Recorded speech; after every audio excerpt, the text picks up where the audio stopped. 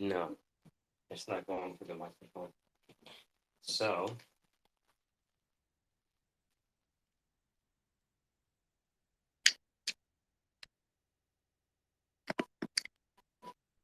no. So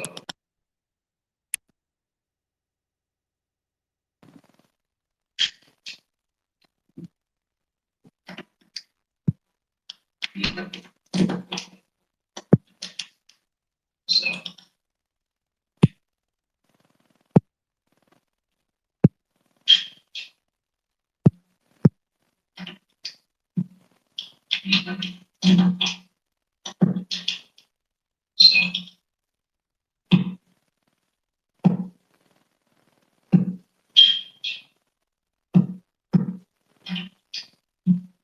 check.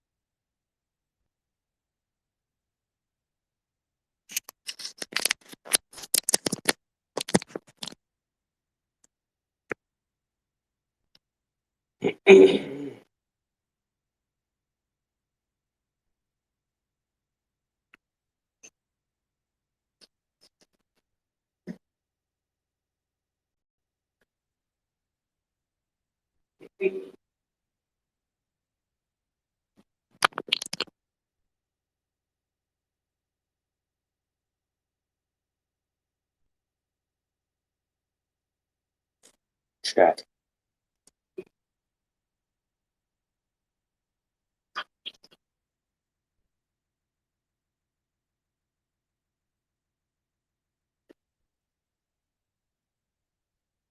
Chat.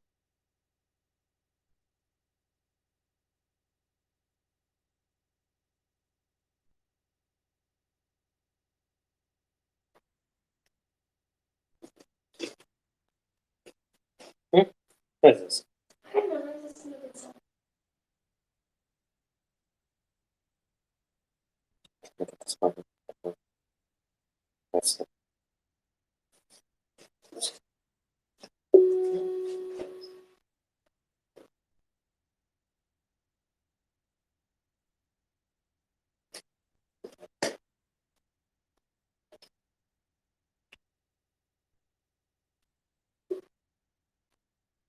So that's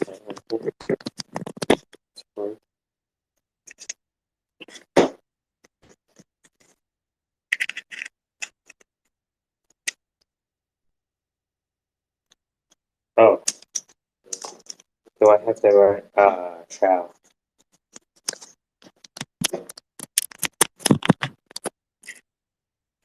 Oh, Casey, you're here. Good. All right. Something about that. All right. Playing around with the microphone.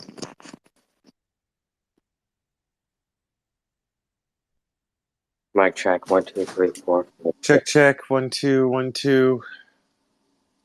Some dreams stay dreams. Some dreams come true, which brings us to today's edition of the SquareSpace, Degenerate Conversations in a Broadcaster Voice. Right now, we're speaking with KC.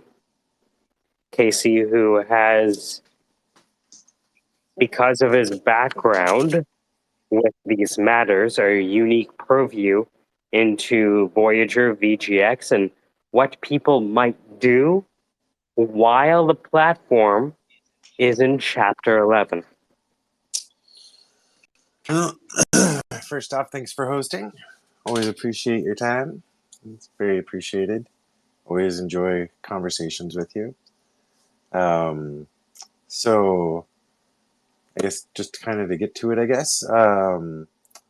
the Voyager platform is on effective lockdown where people are unable to access their funds because Voyager was promoted as the way to unbank yourself. People excessively placed their assets on the platform, and now those assets are locked and not available. So, dealing with a lot of situations and scenarios where people's emergency funds, retirement accounts, general savings, and checking are all unavailable.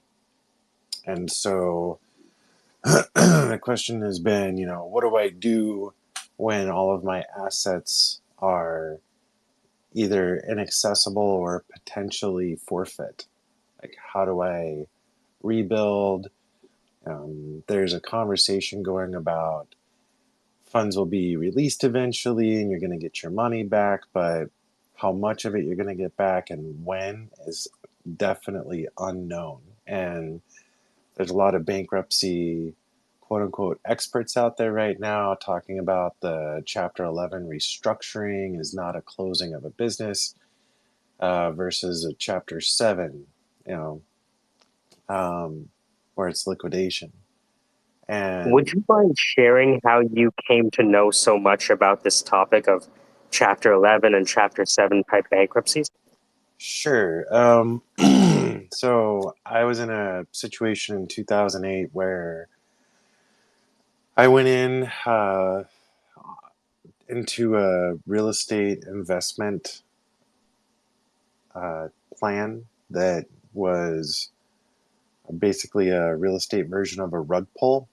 I got mixed up buying from the wrong people under the wrong conditions. All the information I saw was either just fraudulent or just wrong in terms of like real estate tax cost and rental abilities. And I bought in on I had 10 houses, 14 mortgages, and I thought that I was going to hold for 10 to 15 years and then cash out and retire. And instead, what happened is I bought into properties that were already upside down. So I was buying into inflated values with handicapped rental income. So I bought into a huge project that was upside down. And because of that, I lost everything and had to explore bankruptcy alternatives. And what I found, and which is now this is different for a consumer versus a business, but what I found was that entering into bankruptcy is not a golden ticket as it's most frequently advertised. It's advertised as when you're in trouble and you're financially destroyed, you've got too much debt, declare bankruptcy and you can get out from underneath it. That is so much more complex than that. There are different chapters of bankruptcy. With some of the chapters or types, instead of saying chapter, I'll just say types of bankruptcy that are, and I'm sorry, I got some pretty gnarly allergies going. Some bankruptcies will allow you to wipe the board clean. Other bankruptcies will select the types of debts to be wiped clean, and other bankruptcies will just enforce a method of repayment to debtors. So it's not just you declare bankruptcy and the debt goes away.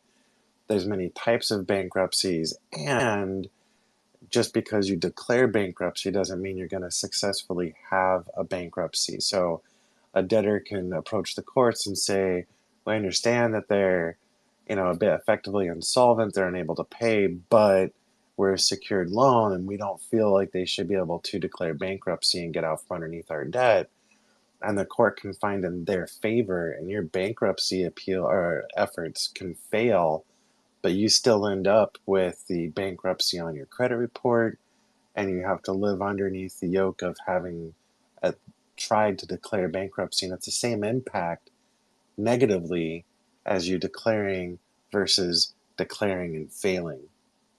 So, as I dove into bankruptcies for my situation, I realized pretty quickly that bankruptcy is not a straightforward path that has true resolution to it. So, for me, I actually avoided bankruptcy and went through foreclosure proceedings and then squared away with the IRS after the fact instead of declaring bankruptcy.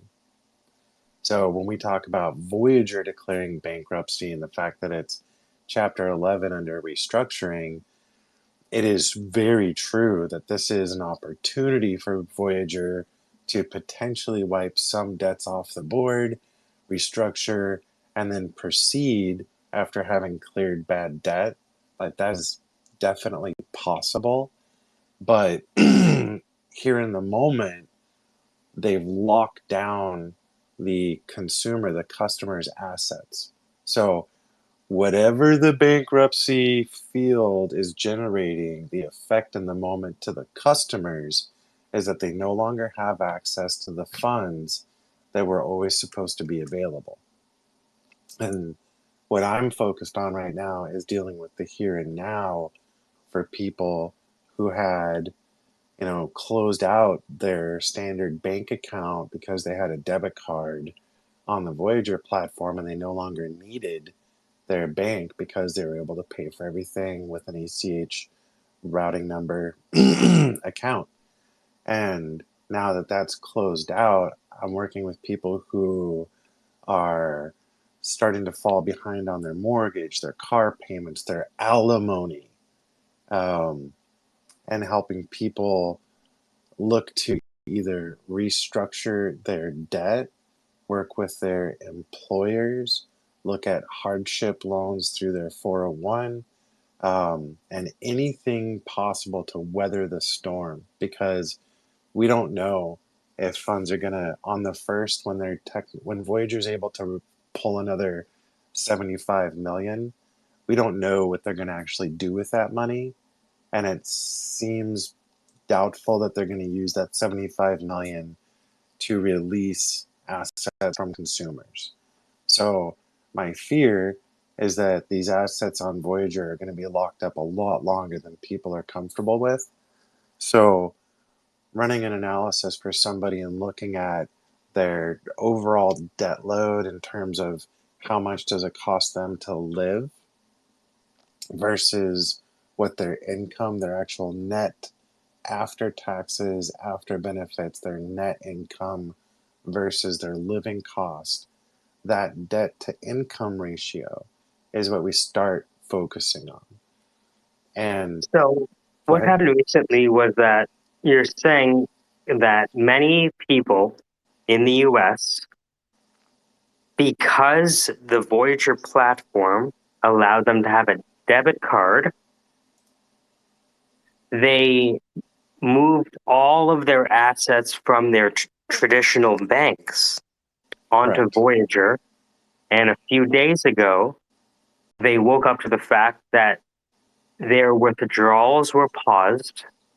And then maybe in the last 48 hours, Voyager has entered Chapter 11. So, what is life like if I have assets on the Voyager platform? What can I do? What can't I do today? So, what you cannot do is access your funds. So, if I have $1 million there, Can't touch it.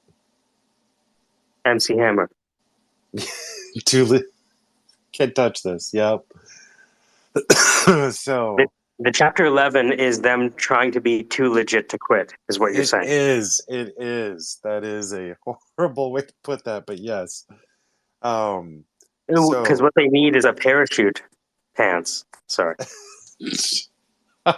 They need someone to parachute in, perhaps. Big time. Where's Elon when you need him? Where's Donald Trump when you need him? Oh, right. Well, so in terms of, again, the what Voyager as a platform and as a company is experiencing right now through their debts, their failed debts, and their Chapter 11 proceedings is there's a lot of murkiness to it. There's a lot of unknowns because 3AC has entered into a Chapter 15 bankruptcy, which is a newer form of bankruptcy for international debtors. And when you mix in the crypto economy with a new form of bankruptcy, and bankruptcy proceedings, in my experience, don't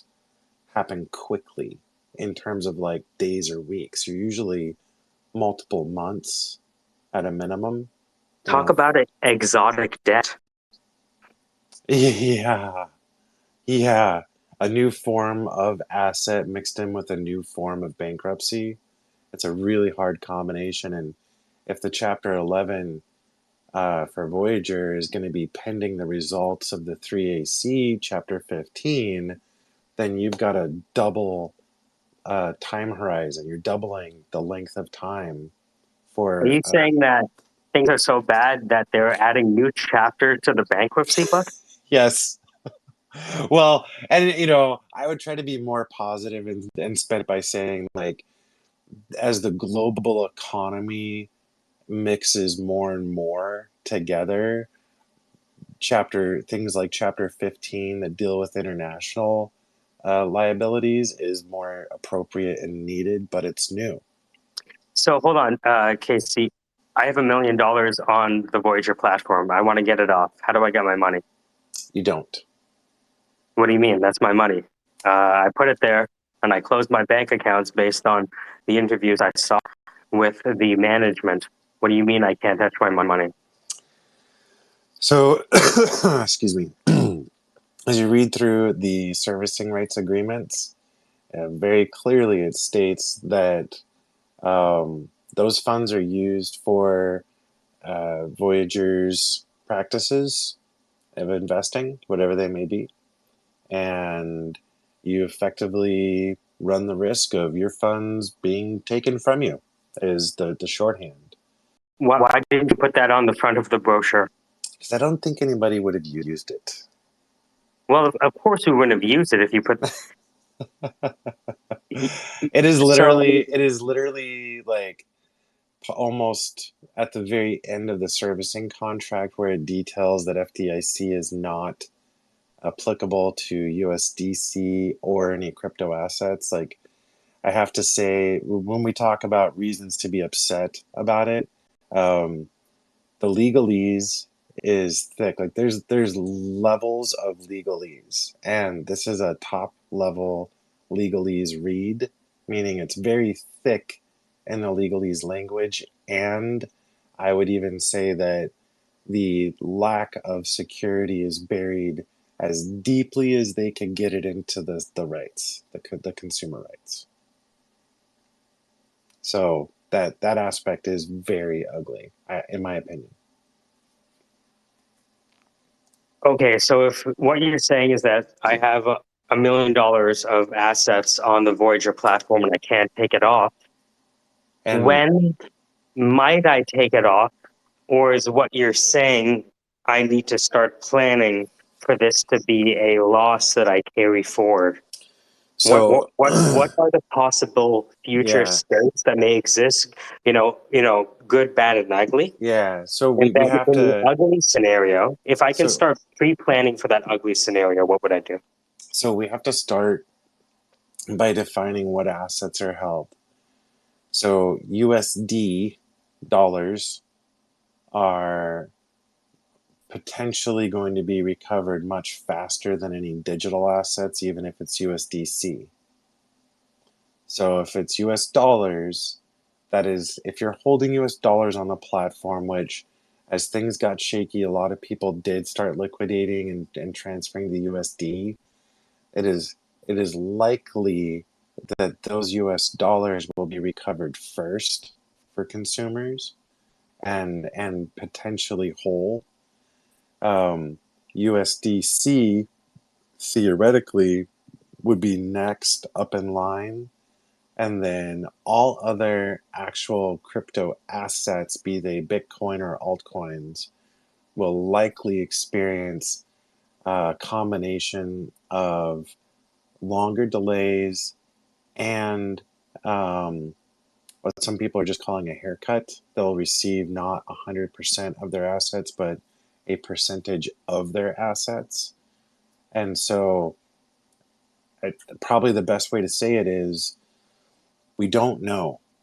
First and foremost, we don't know, but it does seem to make a difference what assets you're specifically talking about.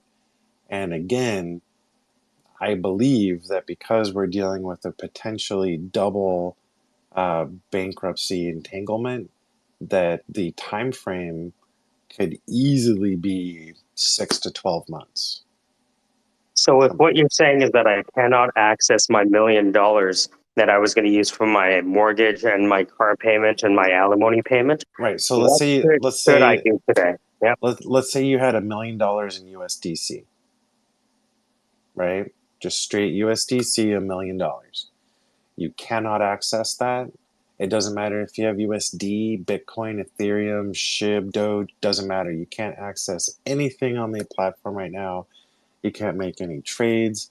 You can open up the app and you can look and see what's there, but that's it. So as a almost kind of a side note, but I think still important, is when we look at prepping for tax season coming up. Um, I requested my tax records from Voyager like a week and a half before the platform stopped allowing withdrawals, and I'm interested to see um, if they're going to service the tax records for people to be able to handle their IRS taxes when it comes due. If I want to plan for the worst case scenario where my $1 million is gone, Yeah. what can I do today with my current Okay. creditors where my check is going to bounce? Okay. So first and foremost, the safety measures to take are to definitely undo anything you did with the debit card or ACH transfers or payments, especially when it comes to people that were auto depositing their income from their employment, which a lot of people were starting to deposit their actual paychecks. So it's an easy call to your HR to say, hey, I want to use my bank account on my next paycheck. Please make the switch. And it should just take literally minutes. That's step number one. Step number two, any debts that you had going up for ACH withdrawal for utilities, credit cards, whatever you were doing. Obviously, you want to cancel all those, but you should also contact each of those accounts and let them know that there was an issue with the account, not you. And some people fell behind just far enough to hit fee charges where they're not 30 days late, but they hit another $10 in fee charges because they didn't make their payment by the 15th. And so a lot of the debitors, like credit card debitors, even auto loans, if you contact them and make payment immediately, they will frequently waive those late charges for you. And that's something that, you get a lot more with honey than you do with vinegar. You want to be real nice when you call in, tell them what happened, explain that, you have the ability and willingness to pay, but there was an issue with the account itself, and ask them if they would be willing to waive any fee charges. So that's step number one, and not incurring more cost. Um, from there, we start looking at, again, what your living expenses are and what your debt versus your income looks like. We look at your reserves. If you, and it's scary. Some people, What if I'm wiped out? I'm telling you, I'm wiped out right yeah. now. Okay, Yeah, talk to so, me like I'm wiped out, all and right. I'm gonna about to be behind on alimony, Ugh, and I'm avoiding looking at my phone. right. Okay, so if we're there, um, then we double down on looking at your debt versus your income. And what we're looking for is how long will it take you to get 1 month ahead? And do you have the ability to get 1 month ahead?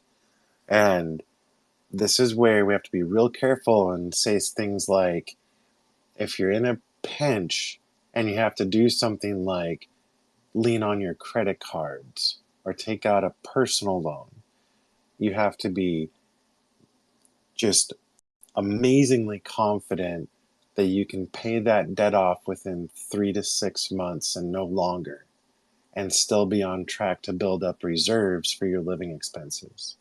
So, I guess If the I was short, if I was unable to pay my mortgage yep, um, for the next 3 months, what should I do today to make sure I don't get kicked out?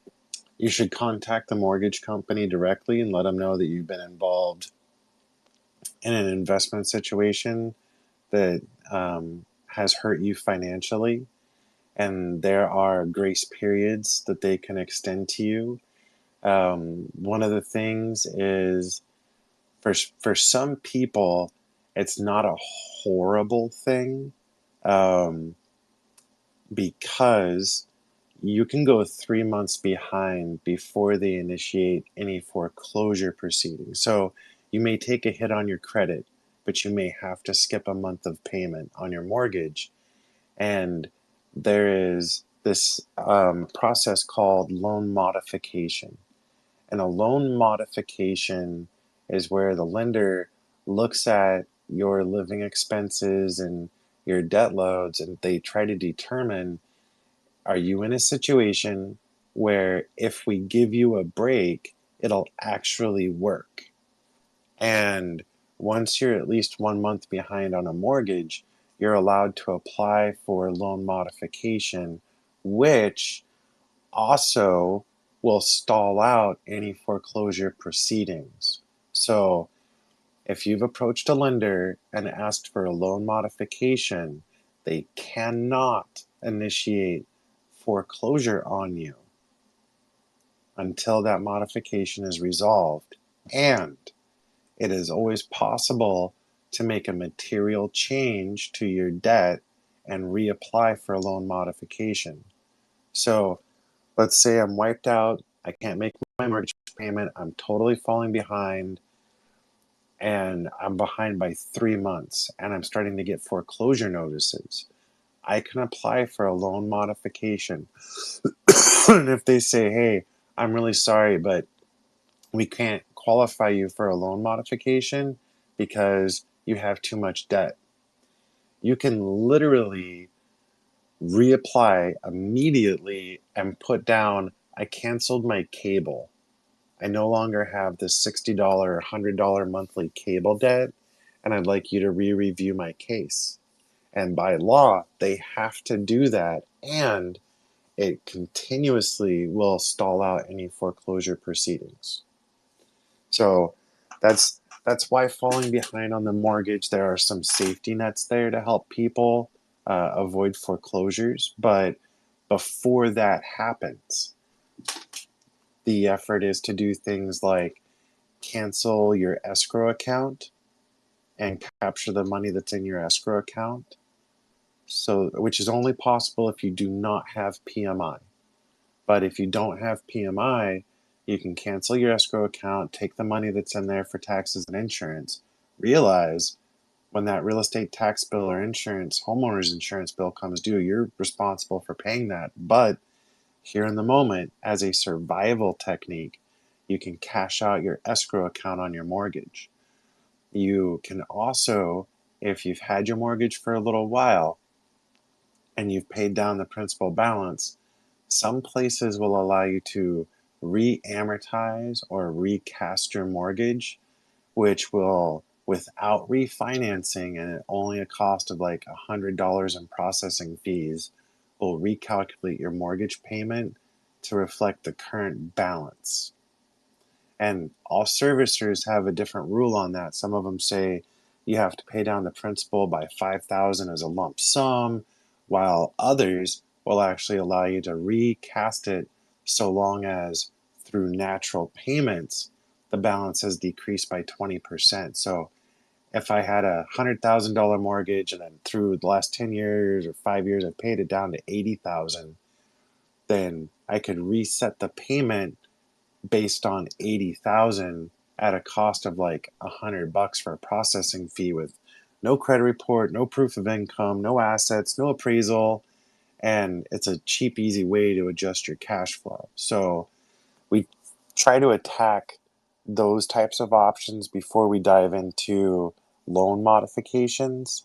Um, but those are the layers. You go for adjustments first, being living adjustments, loan adjustments, then modifications, because modifications are part of loss mitigation.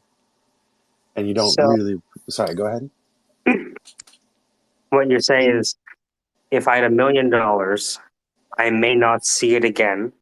If I do see it again, it may be a diminished version of that $1 million, whether that be half a Correct. million, 10,000, what have you. 750 is likely. Yes. Right. Okay.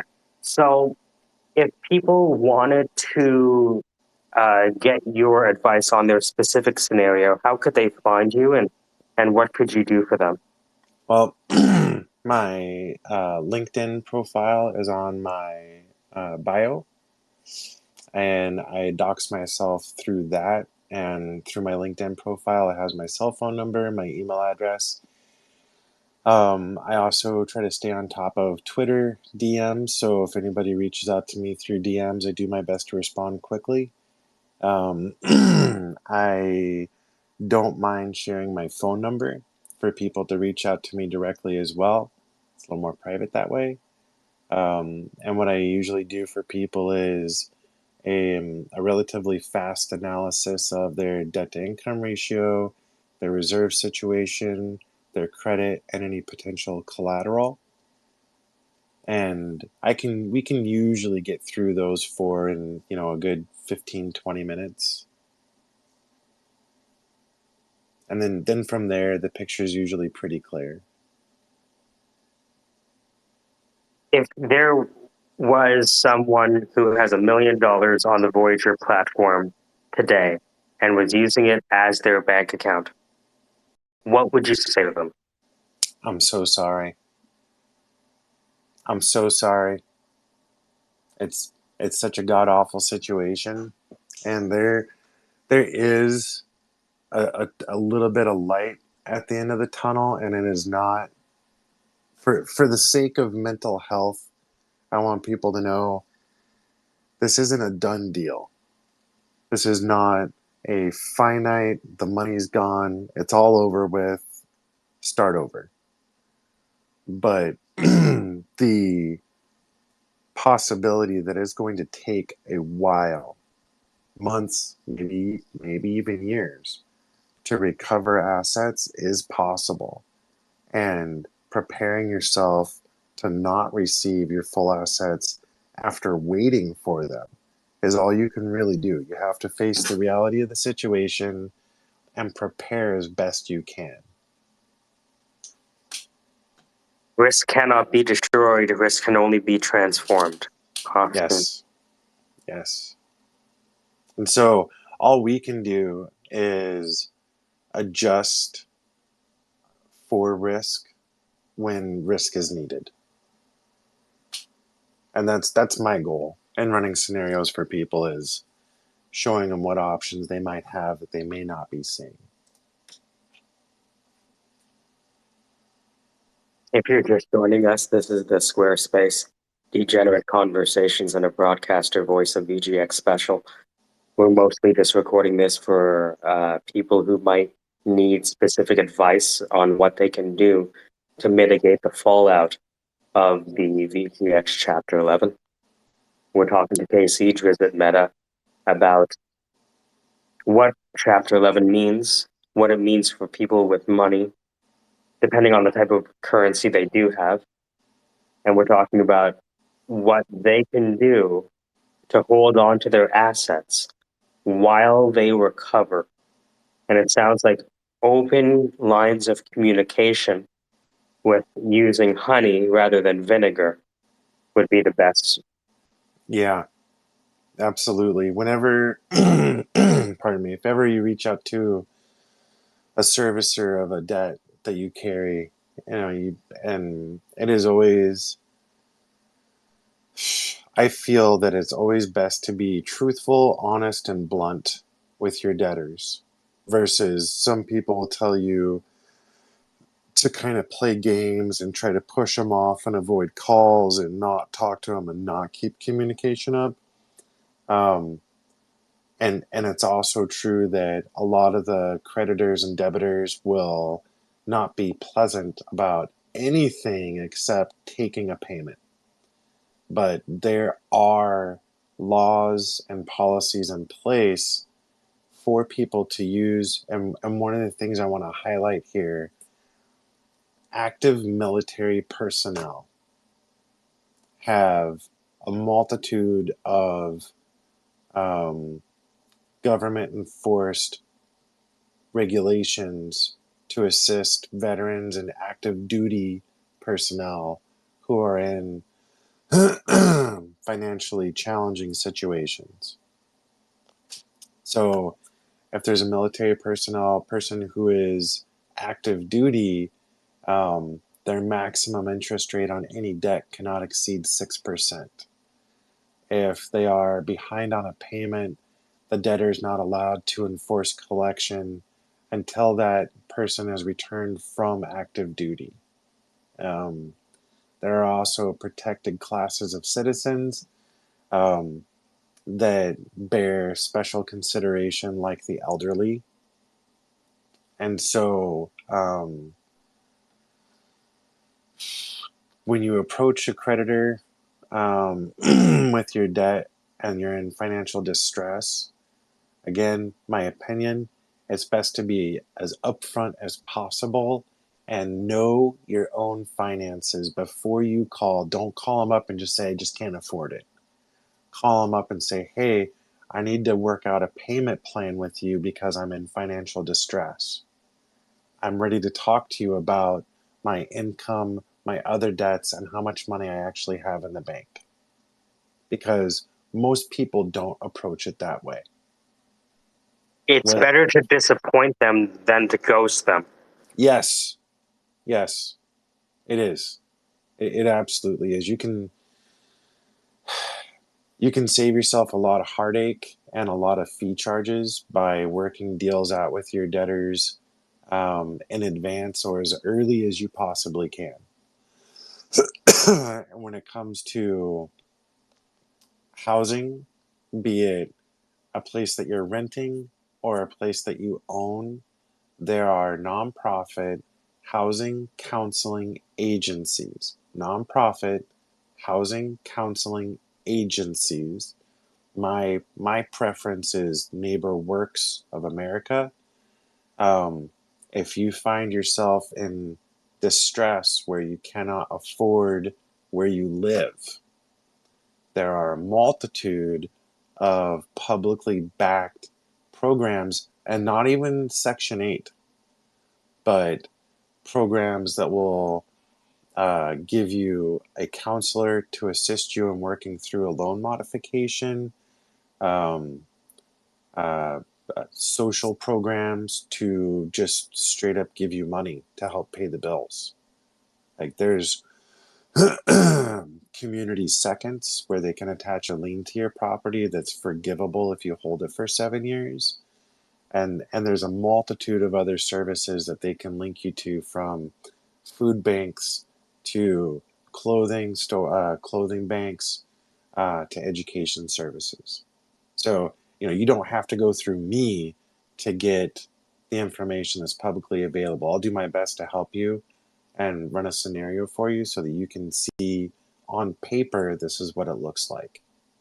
Because once you know what it looks like, it's a lot easier to make an informed decision. For those who were Voyager platform money holders, um, that don't really understand too much about what Three Arrows Capital is. What is Luna, and what does Three Arrows, Luna, Sam Bankman-Fried, and FTX have to do with me? Can you run it back Sure. just the past kind of 60 days of this kind of cascade? Sure. So the Lunaterra ecosystem was a algorithmic stablecoin, meaning it was pegged one-to-one through an equation versus being pegged by backed assets, where USDC is, at least theoretically, backed one-to-one. One USDC equals $1, and that $1 is actually in a brokerage firm holding the funds to back it. Whereas UST was backed through an algorithmic equation. So the Lunaterra ecosystem grew to incredible heights, and then through a combination of mismanagement and attack, it crumbled, and the stablecoin lost its peg.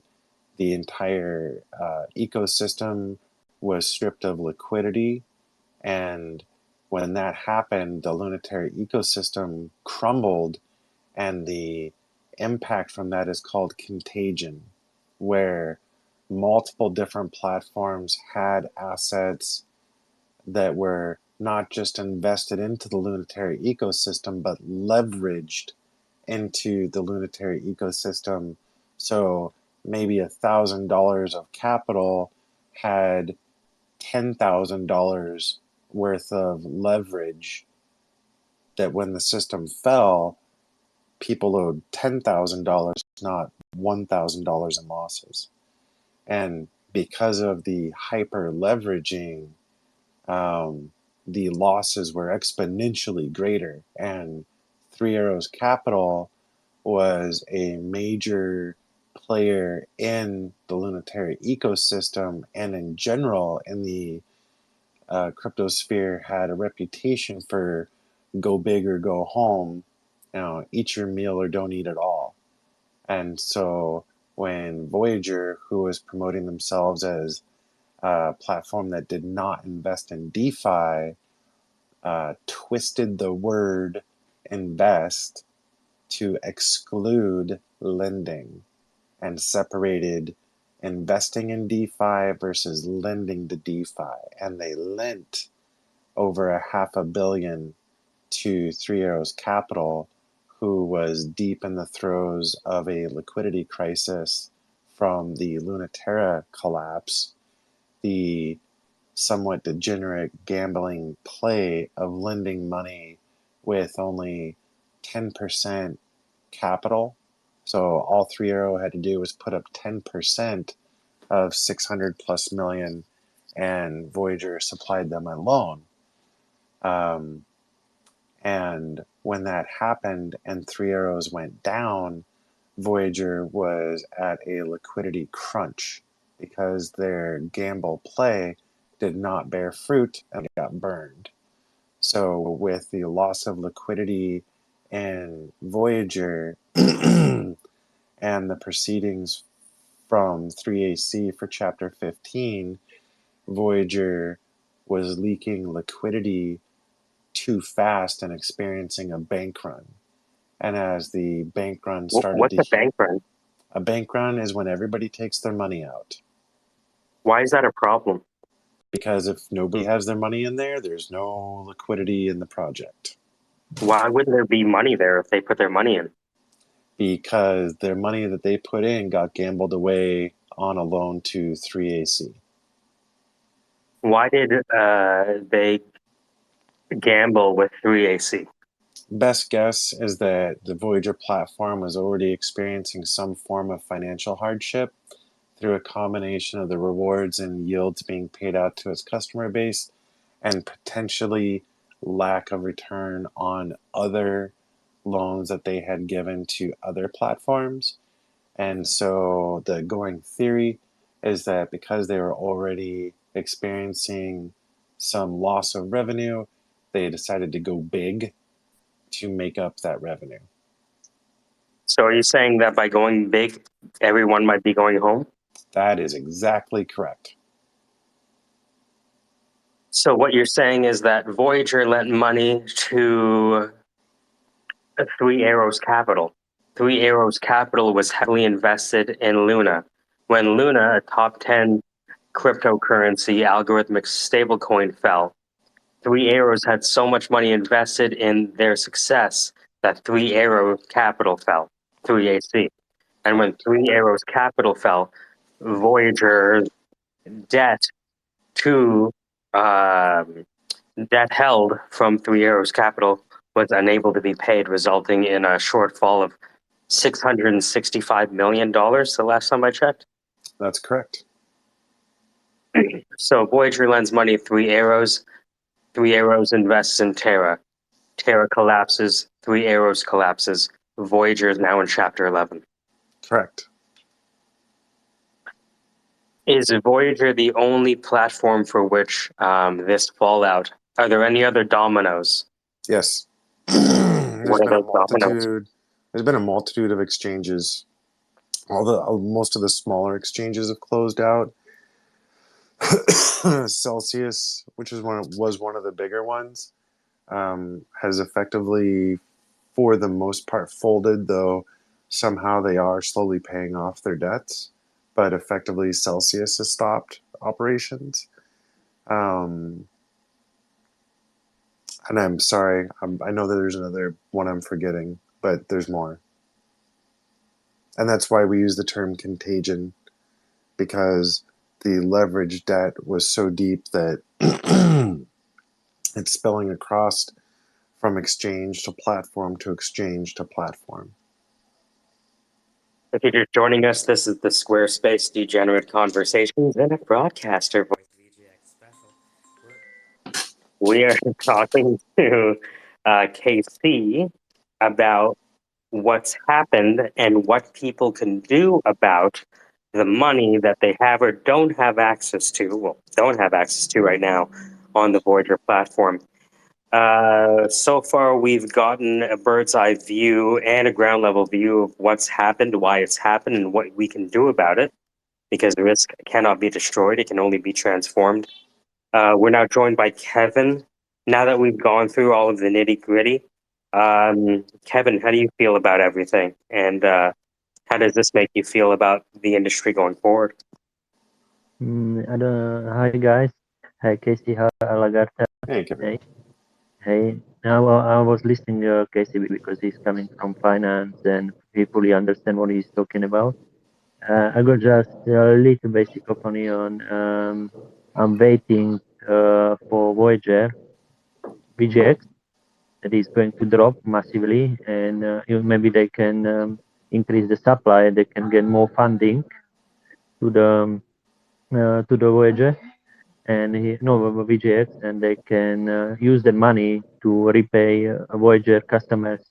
There may be these options. Maybe I'm wrong. Maybe I'm right. Casey, how did you meet Kevin? Kevin, how did you meet Casey? On the Twitter. On Twitter, and I think through VGX Heroes, I believe. Yes. Kevin, did you have any sort of spidey sense tingling about or premonition about what happened here with Voyager? I was quite excited because they're really good application and everything works. And what I was mainly start to be concerned, and he didn't say people, he could say generally, like, guys, I put money there, I put money there, I took money from there, and this is what happened. But nobody asked him about where he getting money for the rewards, and nobody asked him how he wants to expand Europe, and the rest of the world. Sorry if I correctly understood the question. Absolutely. So I also want to say that I have a small group of people that I kind of lean on to listen to. And Kevin was actually one of the first unabashedly, bluntly bearish people about price predictions on VGX. And it was When never. when was he bearish, and why was he bearish, and how did that conversation affect you, Casey? So I would say it was about a month and a half ago I started noticing that Kevin was in conversations in spaces and sometimes in tweets consistently promoting the idea that the VGX token is going to go down in price. And when it does, I'll be happy to buy it, but not until it hits. And at the time, it was like $2 and he's talking about 14 cents. And as I listened to Kevin, I realized he's a thoughtful person. And so I tried hard to listen to him closely. And the amount of social kickback that came from that conversation was hot. It was an immediate attack vector socially. And because people were attacking the assessment so hard, it honestly made me dig in deeper. But Kevin pointing out that, hey, the European rollout's not happening, the explanation for the yield returns isn't sufficient, the reward return yields are not matching the revenue that I'm looking for on the balance sheets. It doesn't add up. And through those conversations, that was one of the factors that definitely led me to exiting the system before the collapse. Are you saying that we have to be able to read a balance sheet on a PDF to be able to intelligently allocate our money? If you're going to give up control of your assets under any circumstances, then yes, you have to do more research, especially if they're digital assets. It's not like a credit union or a bank can't have a bank run or go under. It is possible to happen, but in those situations, you legitimately can lean on FDIC or even SIPC insurance, depending on where you're at. Um, How would but I, if I was looking at the Voyager balance sheet, what goes through your mind when you're opening up the balance sheet? Where are your eyes going? What page do you turn to? If I were to open up the Voyager balance sheet right now, what are the things that you would look for if I was using your eyes, and why do you look for those things? I go to the bottom of the columns first and try to find the totals, and I'm just looking for total debts, total revenue for starters, and then once I see the ratio of those two, then I'll go back to the column Sorry, and can we start at the top? Like, if I'd never looked at a balance sheet before, why is it there, and what do the columns mean?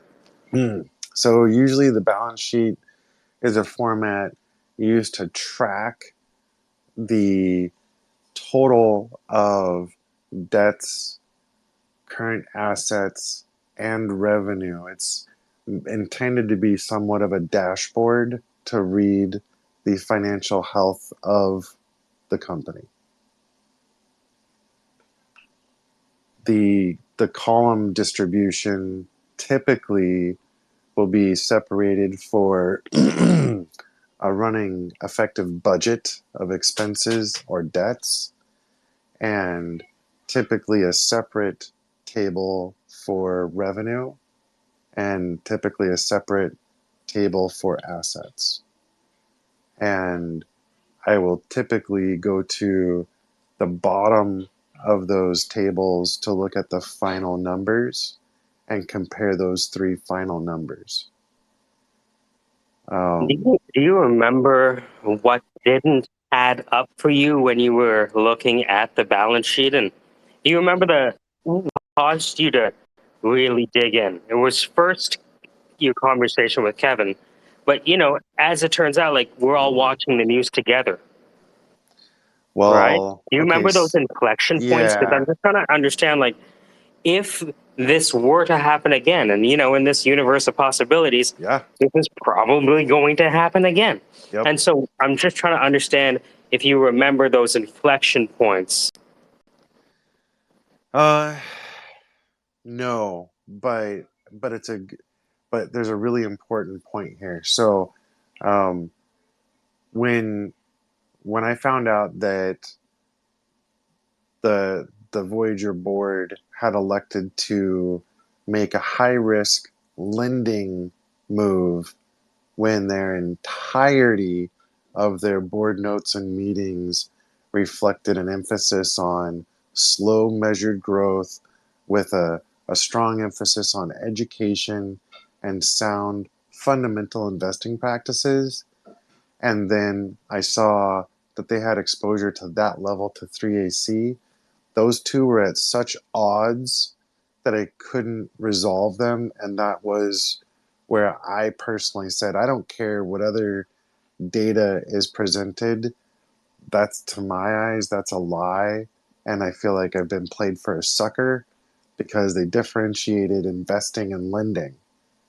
And that was, for me, that was my line. But what, as I listen more and more, I realized that the loans, um, like that they had out to um, FTI, I mean Almeida, wasn't even on the balance sheets. And so, What do you mean? well, they have a loan that was made to Almeida, and I don't know when or where, but it's on their Chapter 11 filing that they have money owed to them from Almeida. So you have Voyager lending to Almeida, Almeida coming back and lending to Voyager under theoretically totally separate terms. So you've got this back and forth of lending practices. And when I went through the budgets that I had time to grab, I saw nothing along those lines. That doesn't mean that it wasn't there. But I guess my point is that I start losing faith in the material presented because it's very possible to hide numbers in a budget or title some expense a different way to not have to reflect it on a budget. Like there's some sneaky potential practices there. And I don't know that those were employed, but the more facts come to light, the uglier it gets. And so, you know, again, this is all kind of outside of my real expertise and purpose for why I'm pushing hard for what I'm doing, which again is trying to deal with the here and now of what the average person can do who's been stripped of their assets and their safety reserve. Because we don't know so much. We don't know if the Chapter 15 from 3AC is going to drag out the proceedings for the Chapter 11 for Voyager. We don't know if Voyager will achieve some sort of subsidiary funding or have a angel investor, or there's any realm of possibilities that they'll come out of a restructuring with less debt, more revenue, and it's back to the races. We don't know. We don't know anything. And it can't be known, but there's a lot of conjecture about what could be. And because we're dealing with an unknown and people are here in the moment without their safety reserves or any reserves, and they are literally looking at a situation where they've closed down their bank account, they no longer have a bank account, they don't have anywhere to deposit their next paycheck, and talking with them about doing a cash check with their employer for next week's paycheck so that they can go to Western Union and pay a fee. Or for some self-employed people, doing cash deals for a month while they get reset up with a checking and savings account. Those types of maneuvers, those ground level basic maneuvers that have to be done to right the ship for the average person What working with was your it? donors. What was it like the day that you finally got out from under the proceedings? What was that final meeting like? What do you mean? Oh, back in the housing crash when, Oh, yeah, God, when the real which estate, yeah. are you talking about the day I walked out from the IRS? Yeah, so what was that final meeting like with the IRS? Oh my God, that was a that was a s- that was a 6 hour. Um, so it was a 1 year total audit that culminated in a 6 hour, a total of an eight. It was an 8 hour day with the 2 hours, 2 hours of breaks, but 6 hours of effectively interrogation. And at the end of it, they signed off for my release of debt, and I walked out of there not owing the IRS $1 million. And within 2 hours, I had a plane ticket booked to Vegas. A bunch of my friends went out to Vegas to enjoy a racing event, and I escaped $1 million debt load. So I'm like, I basically just made $1 million. I'm going to Vegas. I'm going to go play with some friends and have some fun. And that's what I did. What were the size of the cars? uh, they were 1/10 scale to 1/12 scale. You went to Vegas to watch Hot Wheels go around in a circle? Yeah, I did. I went I went out to compete against 500 other people in an international radio controlled car race.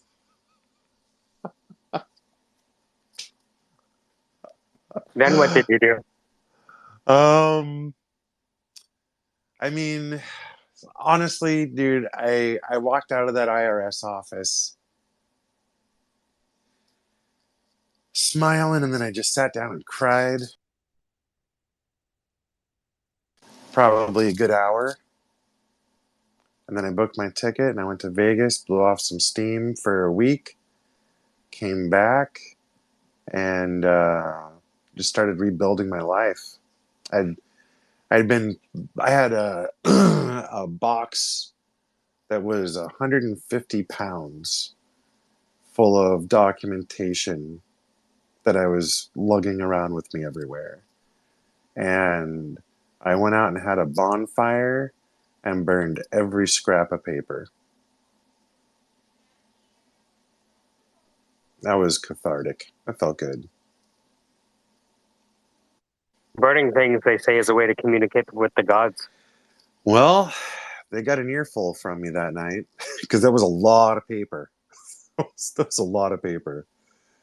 But How did you rebuild? Like, what yeah, what did you do? um, Right? Like, were you able to get a bank account? Like, what no. happened? Um,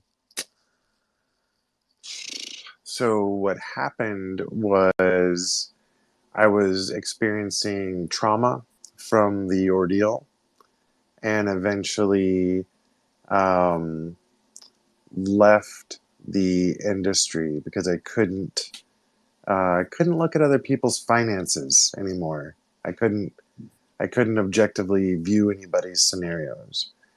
And so I left the industry for 3 years, and I went to work in the RC industry.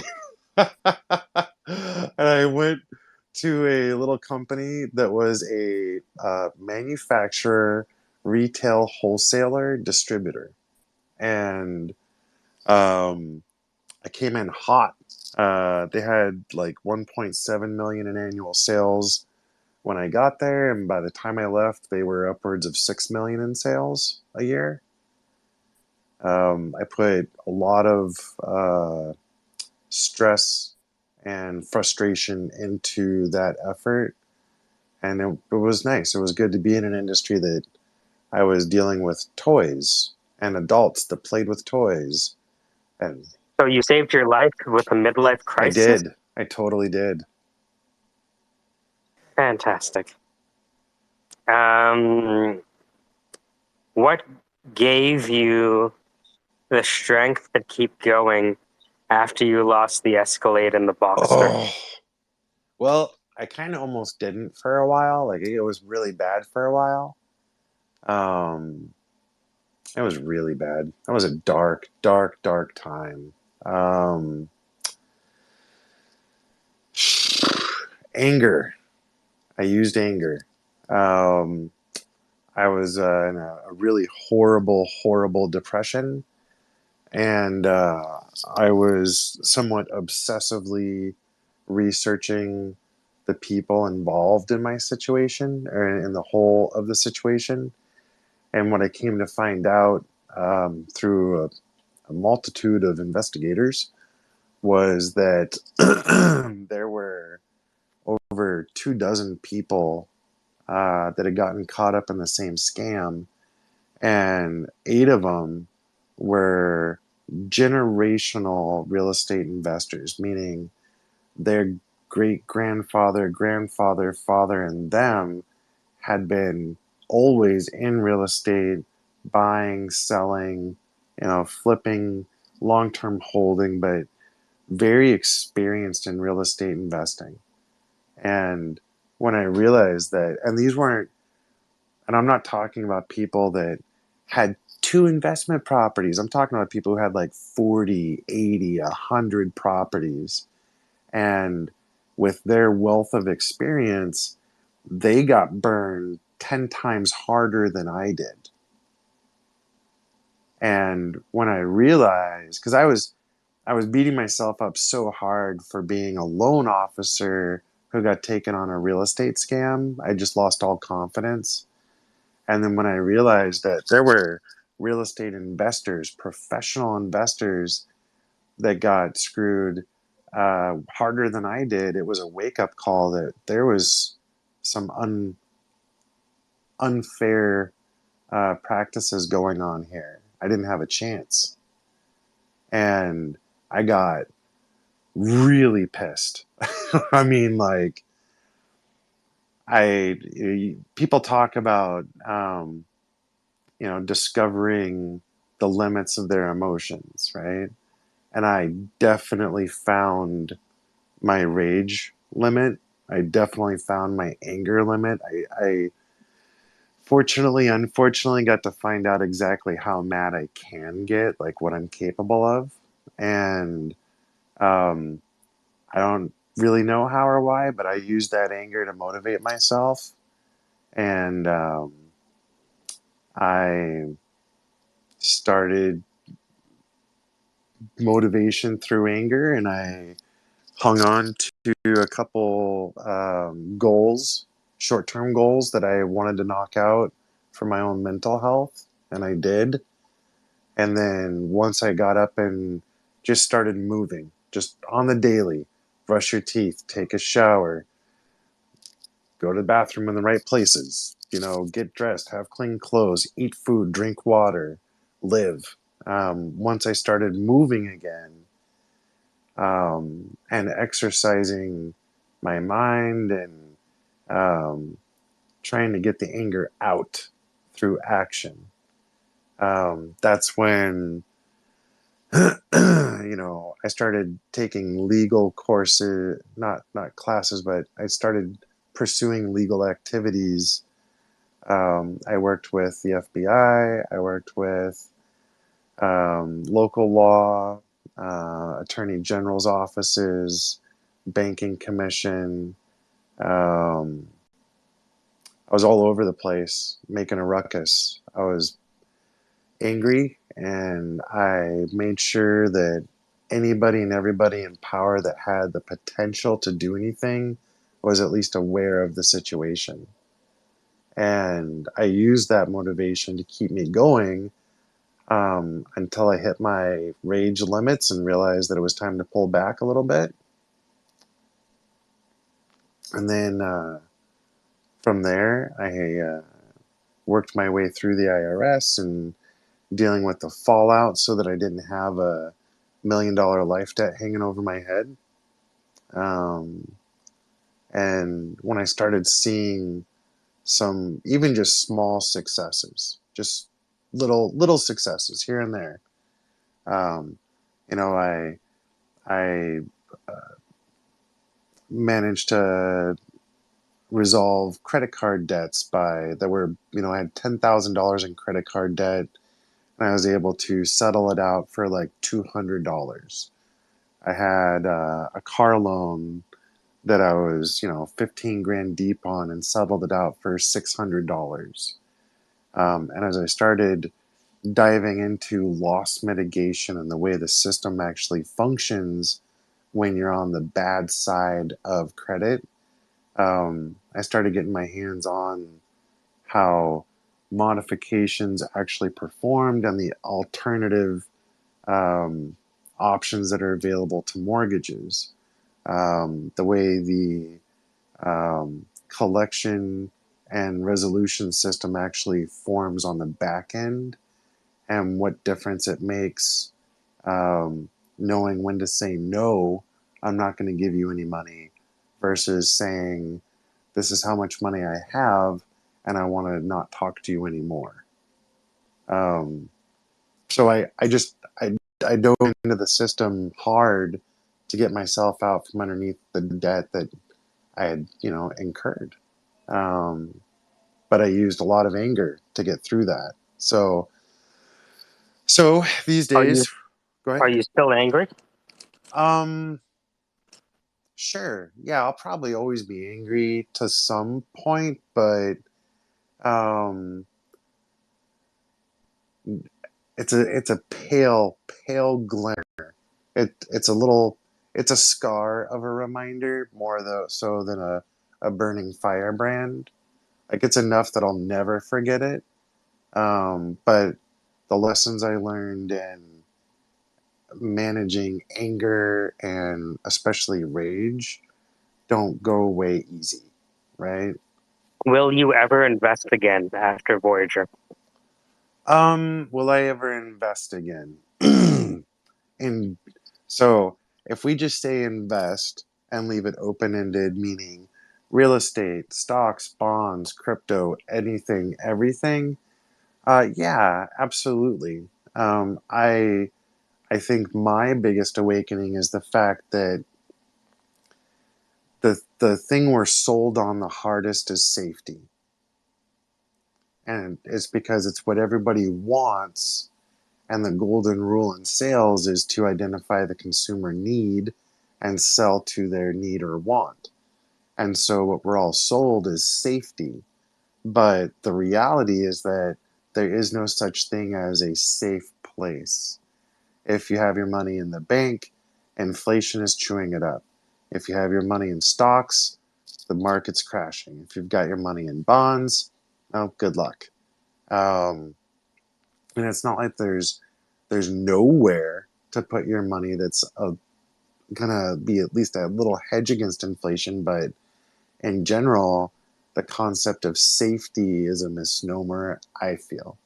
And so going forward, when I'm ready to start my investing again, um, I'm going to double down on what I preach through financial literacy, which is identify your disposable income, measure your reserves so that you know how much you have to work with monthly and you know what your safety net actually looks like, and then make small, frequent um, moves, whether that's using Robinhood and Roundly to put 75 cents in to Robinhood on some S&P or NASDAQ or whatever, um, keeping your investments small enough that it does not alter your lifestyle or your ability to save hard money in the bank.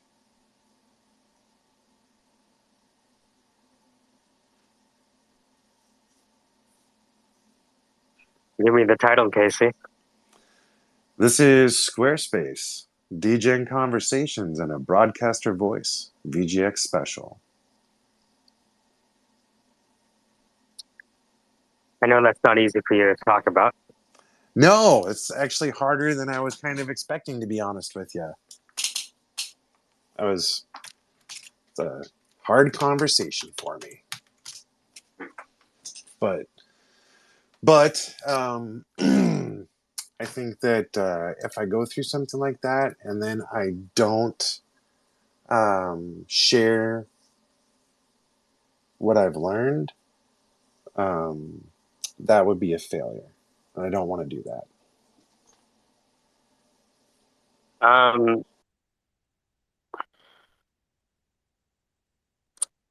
Hey, Kit. Hey, buddy, how's it going? Hey, Kit. Hi. You did that How's to your me on the day? phone the other day, Casey. Like, I was like, all right, I'll talk to you later. Yeah, okay, I'll talk to you later, buddy. You do well. I know I did it too. I hung up and I'm like, oh, Give us the song, Casey. Just give us the song. Yeah, I'm singing through the pain. Yeah, I'm singing.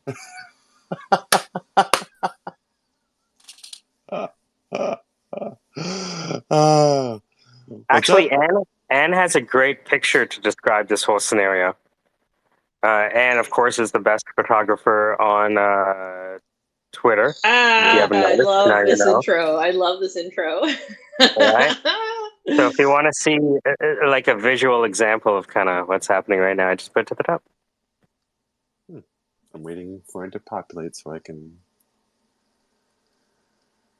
How you doing, Am? Good. How are you doing? How's your week? Good. Yeah. Plugging through it, smashing through walls left and right. Nice. I've been really liking your tweets lately. Thanks. Appreciate that. Yes, that's What the stage photo. of grief are those tweets, Casey? Seeing red. Oh my gosh. That's an awesome. First off, I gotta like that because I like that picture. But Thank you. As a description of what's been happening, that's pretty good. That's pretty good. Yeah, I took it with the real camera. Yeah, so you can. I should stop saying, because I myself am a big fan of my own like iPhone photography, but I took it with the Canon, so you can really blow it up. Zoom in. Hey, Was that a pun? Blow up a cannon? Hey, I actually have to go take a call real quick. I'll be back as soon as I can. The whole reason we had this is for you. What the fuck? The job, I'm joking. I gotta do the thing. I'll be back. All right, bud. Yeah, hello. I'll be gone when he comes back because I just popped in to make fun of him. I got a client that I'm continuing work with, so you guys take care. All love. Yeah, I was just talking to Casey because he told me he was speaking to a few folks about, managing this risk that has been invited upon them, right, with Voyager. So he was telling me that, he was walking people through, some processes with regards to talking to their primary, debt holders, all that kind of good stuff. So Casey really does help people. You know what I mean? Like Casey's on the front lines. Yeah, man, and he has no problem jumping in, because he's so educated and he knows he can help people, and he's such a wonderful soul for that. You know what I mean? That's how I feel. Because it's not like I don't know. He just, I don't know. From day one, you could tell. Yeah. I mean, I asked him when he was going to start Voyager 2.0. I mean, like, I'm there, Casey. Let's do it.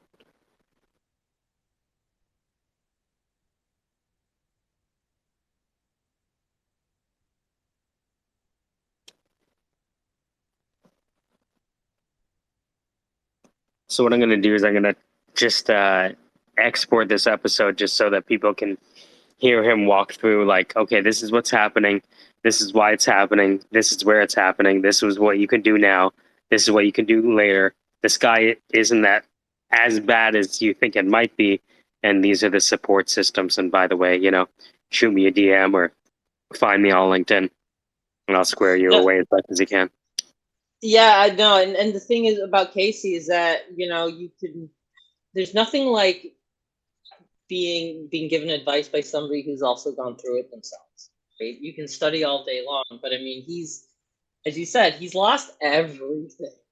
You know what I mean? And he's not living on the streets, as we know of. No, I'm just kidding. He has his chickens, but so he lost everything, and he's and so he's a great person, and he works in the field, so like he's a great person as a reference. And I do love his. I really adore his giving spirit on the subject as well.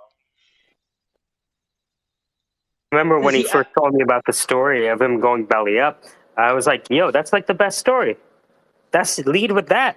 Yeah, lead with that. Lead with that. Damn it. You survived the Amityville House of Horrors.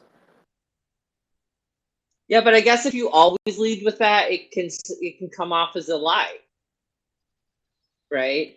In a bit of a flex. He should have.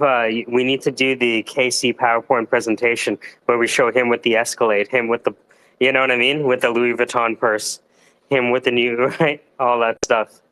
This was me before the financial crash, right? No, it makes him real. I'd rather somebody tell me about what, how. I guess because the people I've seen that are really good at what they do, it's not like their lives are problem free. It's just the set of problems they've handled is so broad that it's like, oh yeah, that problem. Yeah, I got that. Really? I thought the sky is falling. Well, it is, but we have these magnets. Then if we put them upside down, they'll repel the sky from falling or something.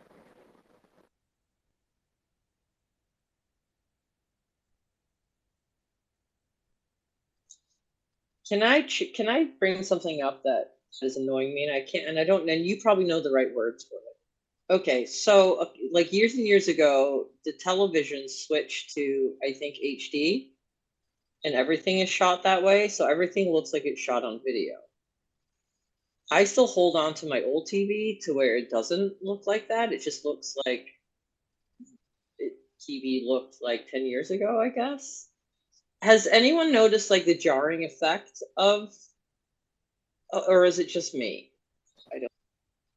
I remember first seeing the 3D TV at my cousin's place, right? And just realizing just how much depth there was. But it's almost like the hyper-realism. I don't like it. It's like being on set. If anybody's ever been on set, it looks exactly like you're on set, and go fuck yourself. Like, I watch TV to get away from real life. Give me that thin veneer that I'm looking for. Yeah, just give me that. Give me the Vaseline lens, dude. Just give it to me. I don't want hyperrealism. Who wants hyperrealism in their entertainment? I don't understand why there wasn't a huge uproar of people going absolutely fucking not. This is atrocious. I can't watch this.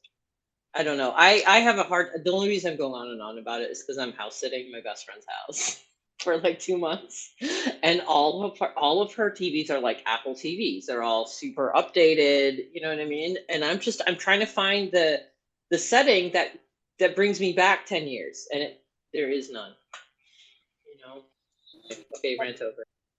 I think Tom Cruise, believe it or not, and I'm not a big fan of that guy, obviously, but because of Scientology. I think Scientology is a great religion, and I think we should all follow it. Oh, here we go. It is a recorded space. It is. Here we go.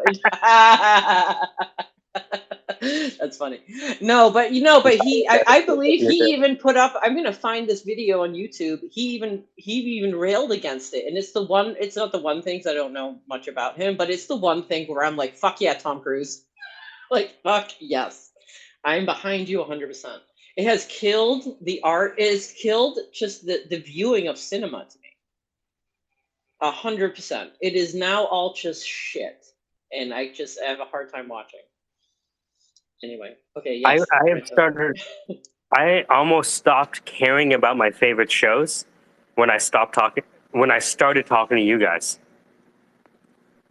I found TV like not enough of a stimulant, I guess. I get that. I can see that. But like, like I've been watching, Station 11 and, these kind of not really a show. They're kind of like a long ass movie of 10 hours. You know what I mean? Yes. Yeah. I mean, watching Uh, Mayans and Better yeah. Call Saul, I think. Oh yeah, okay. I haven't seen that, but and I'm like got all excited last night. I'm like, oh, I'm gonna watch it in bed. Click on the TV. I'm like, ooh. Ugh. So I literally I watched it on my phone. Like I just on my tiny ass 5S 2020 iPhone instead of a big, across the wall TV. Oh my Like god! this is Can how, you? yeah, this is how I'm feeling right now about it. It's insane, and I know I'm like 7 years too late, right? But I'm a bit of a dinosaur when it comes to that. No, it's gotten more and more difficult for me. The more I create media, the less I consume it. That kind of thing. Because it's just like I'll be watching a show, and I'll be like, "Oh, that person's a villain," and it's like, "Ah, crap." Because you just see these. Okay, if the show has to have an arc, then the hero has to become the villain the hero. All right, how many seasons is this gonna take? No, exactly. Yeah, when you know too much, it gets a little. Yeah, it's a burden. It's hard to be surprised, honestly. And that's why horror is the only thing I'm watching. Like it's Korean horror movies because I know they they're gonna collapse those cycles. The hero's gonna get killed in the first episode. It's like, all Man, I right, let's can't keep it add moving. horror. I cannot No, add horror to my what's it called? Yeah. No, it's the one. It's the one I genre just of want to film feel I can't. something. I don't want to feel scared though. Listen, I can go for a walk. I live in LA. I can feel scared anytime. You know what I mean? Oh wow, yeah, you have you're living in this dystopian present. Pretty much. Yeah, I go to work. I'm fucking scared all the time. Let's So, go. You know what I mean? I don't need that in my home. It's a safe so like, space. do you ever think about carrying? Never. No, eh? Never. I don't carry. Never. It And I makes me wonder. tell you why. I tell you why exactly. I have technically been kidnapped, taken by gunpoint out of my apartment. And I think about that moment all the time. Not all the time, but when I do think about it, when somebody asks me that question, I say no. Because if I had a gun, I might have pulled it out and shot him. I would have killed someone for over what? You know what I mean? Over $200. Like that would ruin my life. The incident didn't ruin my life. Yeah, okay, whatever. I had to deal with some like PTSD over it, but I didn't kill anyone. So if you carry a gun, you do have to take that responsibility of pulling it out and using it, because you might have to, and that is the reality of it. So no, I do not carry. I will take the chance of not carrying over carrying. I was talking with the wifey about that today. Because we get our laws from you guys, or at least we get like our culture from you, and so the laws come afterwards. And so we're talking about, do you think our gun laws are going to change? Do you think our abortion laws are going to change? I don't know about, here now, here now I think it's just going to all go down to the states. I mean, depends where you live. And everything has the ability to change. We've seen this now. This has been proven to us over the last like 8 years. So but do you carry? I don't know, man. I don't. I don't. And to be honest with you, I do my line of work, people are always shocked that I don't. But again, there's another reason for that. You really have to understand and a lot of people who say they will have never, ever, ever, ever been in a situation where Right. someone's pulled a gun on them. Mm-hmm. Okay, this is what we're talking about. We're literally talking about people who have no idea what they're talking about. So if you've ever been in a situation where guns are a factor in, you know what I mean? I don't know. Like, so I guess some people will go the other way and say, absolutely, I'll take it. But those people I think are just are traumatized and cannot get over the fact that maybe they could have done something in that time. That is not, you can't, you know, what are you going to do? You proudly go around the rest of your life saying I killed someone? I don't. I'd rather not. You know what I mean? Yeah, I mean, I've also been in a situation where a gun has been shot, killed I've held my very good friend while he died of a gunshot wound. So I've seen with my own eyes what bullets do to human body. Again, no, thank you. You know what I mean? So, and you know, during that same gun attack, whatever fight, you know, a bullet missed my head by probably about 2 inches, the cop said. So yeah, more bullets, more death. No thanks. It's interesting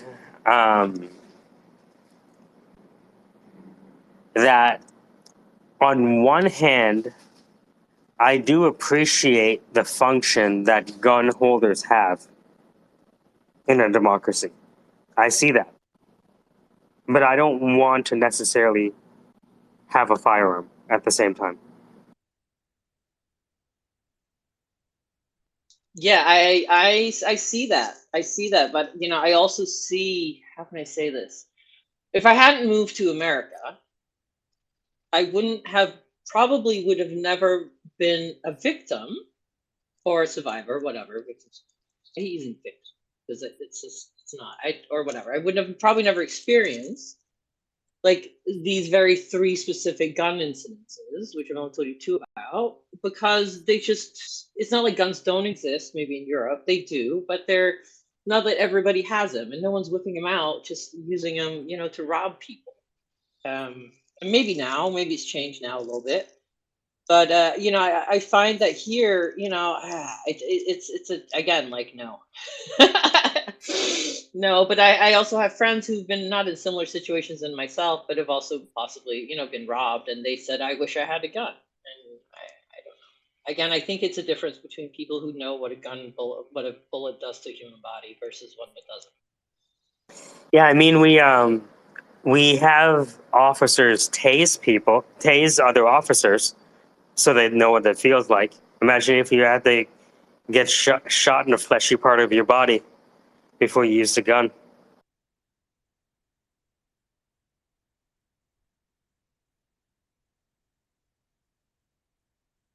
See, now tasing, I'm behind. I'm behind tasing, Yes, 100%. soft. 100%.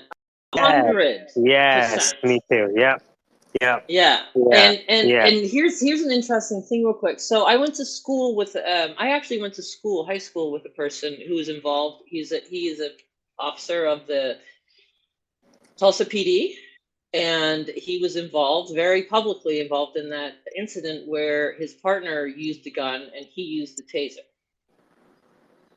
And I was found, you know, and I remember seeing that you know, all over the news, and I was like, holy shit, you know what I mean? Like, do. And I'm wondering, I'm just wondering, like, because he grew up internationally, right? He didn't grow up in America. I wonder if that was part of his decision to, you know what I mean? Instead of going for the gun, he went for the taser. And like, he made the right choice, obviously, in my mind, because I believe, you know, there's no reason to pull a gun out. What the hell are you doing that for? You know what I mean? Unless someone's actively shooting at you. But yeah, the guy could have made it if his partner hadn't shot him. You know, there's a clear example of taser versus gun. But there's also abusive tasers, right? If you taser someone too much, or believe somebody can have a heart attack. Yes, especially if they have like exposure to like the mutant ooze from Teenage Mutant Ninja Turtles, they could become ninja practicing, you know, big-sized turtles. We don't know how these things act in the wild.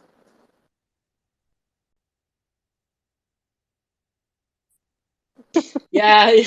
No, but yeah, the gun thing. I don't really talk about my experiences of the guns and all that because I just it's I think it's very personal here, especially in America. But I do still, after all these years, because this incident that happened to me happened in 1995.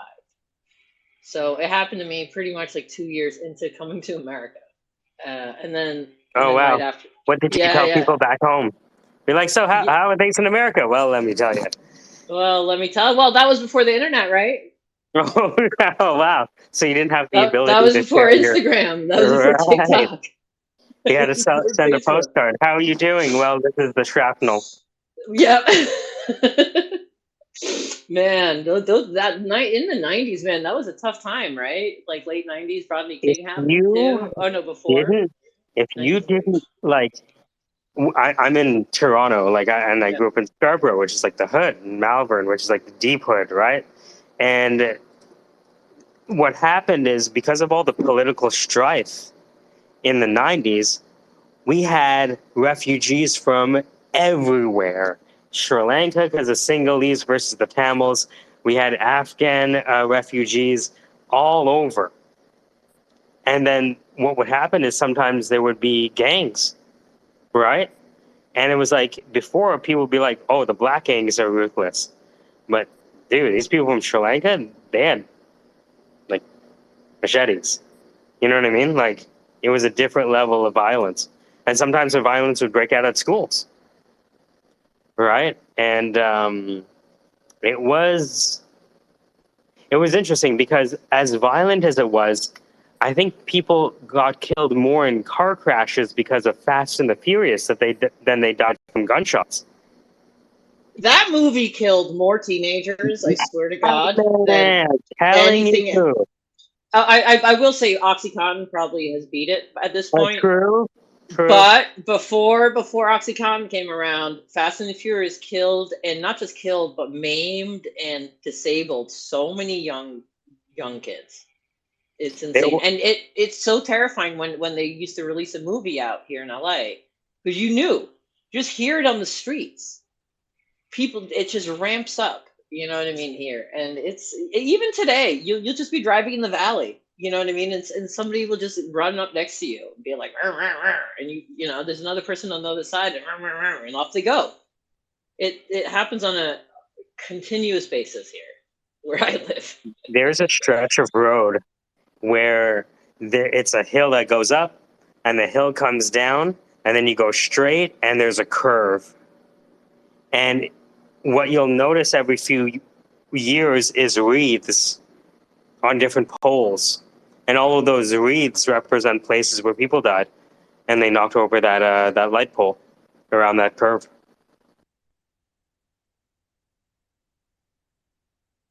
Yeah, it's a terrible way to go. Like, God, I don't know. It's just young people and their inability to understand death. Dude, I have friends with children who I remember talking to on a Monday morning. Yo, Jack Dale, what's going on? Yo, did I tell you I got in a car accident? No? Yeah, man, the car flipped on the highway. I'm like, what do you mean the car flipped on the highway? And they were completely fine, but it was just one of those things, because they were fine, you didn't accept the gravity of what was happening because you're 19, 20. What do you know of mortality? You just walked away from an upside down car. It's true, man. Right? Damn. Yeah, these kids. I know. I said I have a 20-year-old son, and I was always so scared. I was like, please don't get into cars. Please don't get into cars. Please. I think You know what I mean? Ooh. they had a rule that they wouldn't allow more than like 2 kids under the age of 18 to drive without a parent. That's how bad it got. Yeah. Yeah, I think they have some sort of rule like that. I think you have to have your license for 2 years before you can like run around with your your friends here as well. And I think that, like, yeah, it's 18. You have to be 18 to have your driver's license here now. So my son was very upset. Yeah. I think it's 16 here. When you get your G2, which is, huh? 7. Okay, your G1, then you drive with a parent for a year. Then you get your G2. G2. Which permits you to not, you can drive on certain roads, but not. Certain, right. I think maybe it's a highway thing or something like that. And then you get your full G. And 18. Okay, so it's 16, 17, 18. Progressive disclosure, progressive responsibility. I remember my cousin telling me that a lot of people die in motorcycle accidents because the first time they get on a bike, it has 500 cc's and they've never felt a cc before. Yeah, we have, if someone at 14 and a half can take a driver's training course, they will be with a guardian of age to be able to drive with, but not at nighttime. At age 16, they can drive without a parent, but certain hours during the day they're allowed to drive. And then at age 18, there's no restrictions.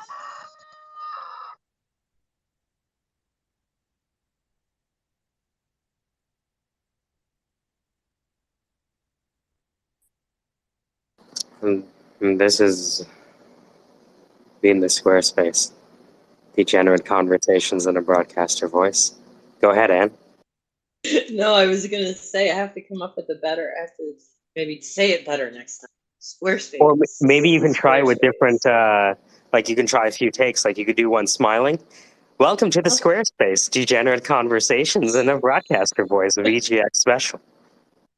I feel I sound insane when I speak this in a smile. Yeah, So. yeah, it does sound insane. Or you can do with a frown. SquareSpace. Degenerate conversations in a broadcaster voice. Right?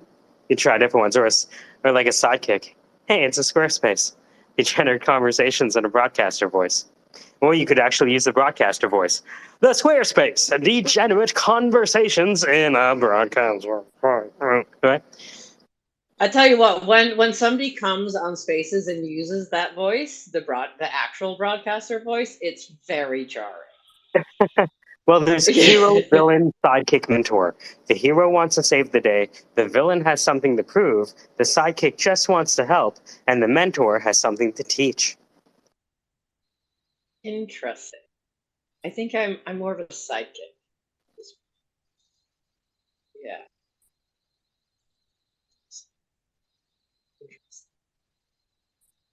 Do you have? Can I ask you? Do you have what photographic memory? I have a very good memory because that's how you get marks in school. Yes, that is true. It's true, but your ability to regurgitate is outstanding. U of T taught me how to regurgitate very well on these multiple choice exams they had us take. No, I only ask because I have a friend who is, and you know what I mean, and he just shit out all the time. You know what I mean? Yeah, it's also the way I acquired the information, because a lot of the information I acquired by being a recruiter and talking to people. So any of these like quotes and everything like that is always like there's a story behind it that somebody told me, right? Like one of my buddies said, asked me, "Is it better to lose or quit?" I'm like, huh? It's better to lose. Exactly. And his mom was a mathematician for NASA. Right? And that's what she told him. No, it's always better to lose, because then you've tried. Yeah. Huh. Well, I see loss as such a fundamental part of success. I don't see loss as a failure anymore the way I used to. Yeah, it's just another thing that you have to go through to get to success. Just another day. I was talking to Roland, the guy who manages the solutions company, and I told him, I don't even feel anything anymore. Oh, something's great, fantastic. Something's bad, well, whatever. Maybe it prevented us you've from. died inside. You've died inside. I've died completely inside. Yeah. Mm-hmm. Oh my god, my friend's always been like, you just have to die inside. You'll be fine. Yeah, it's funny because my wife Allie was reading this book, Stepping Out of Self-Deception, and she died a little bit today. Eh, Allie?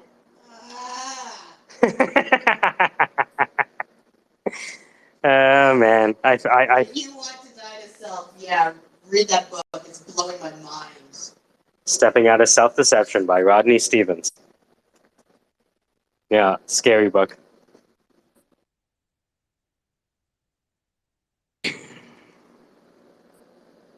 It's, I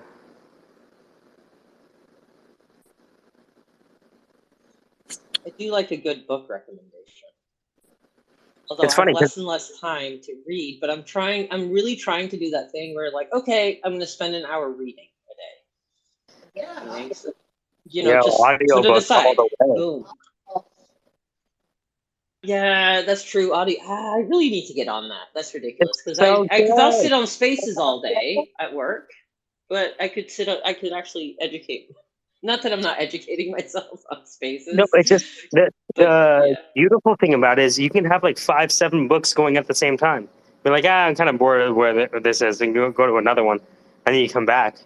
Like the last book recommendation I got was from someone in here. I forget who recommended it to me, but it was Stranger in a Strange Land. Fucking fantastic. There's a great book that I always recommend, especially to people like yourself who are into linguistics, is The History of the Word. Oh yeah. Have you read it? No, let me look it up. The History of the Word. History. I think it's not I think it's just History of the Word. History of the Word. So let me go here and go here. History of the Word. Sure that it's. And is it A&C Black, John Ato? No. No. No, How the Word is Passed? Huh. Who wrote it? Let's see. Let's see. Hold on. Let's see. History of the Word. I'm trying to remember who wrote it. It'll come to me in a minute. I can't believe it doesn't just pop up. What the hell? Must be a different title. Must be a different. Language Decides Its Thoughts. Wittgenstein.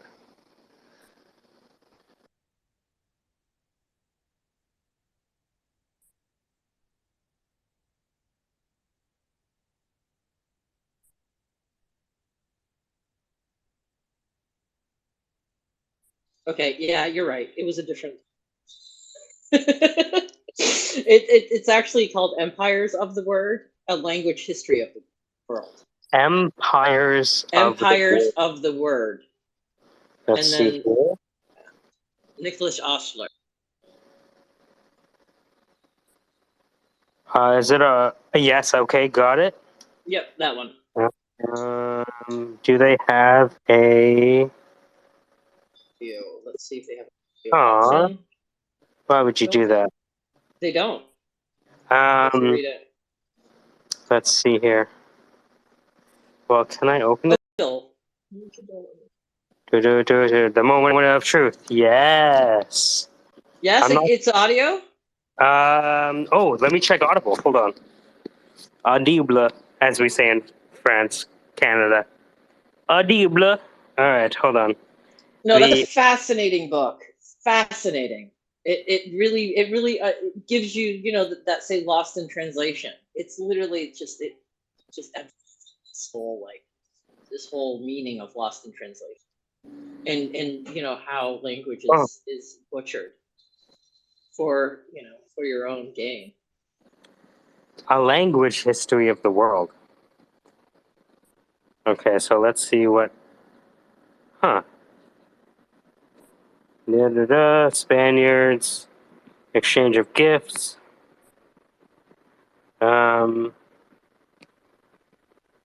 This was the first moment when the two leaders shared directly with each other their understanding of this epic-making encounter. The ruler of the largest empire in the Americas, still at the height of his power, coming face to face with the self-appointed emissary of the King of Spain, who, though under guard and well-kept and well-ordered city, larger than any to be seen in Europe, was yet strangely unawed Their words set the tone, blah, blah, blah. These are the words that they said.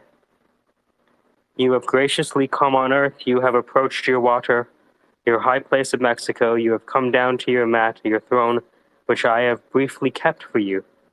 I who used to keep it for you. Jesus. That's scary. Well, Yeah, it is. No, it's a fascinating book. It goes, yeah, it really, it's. all 1,600 pages of it, from what I can see.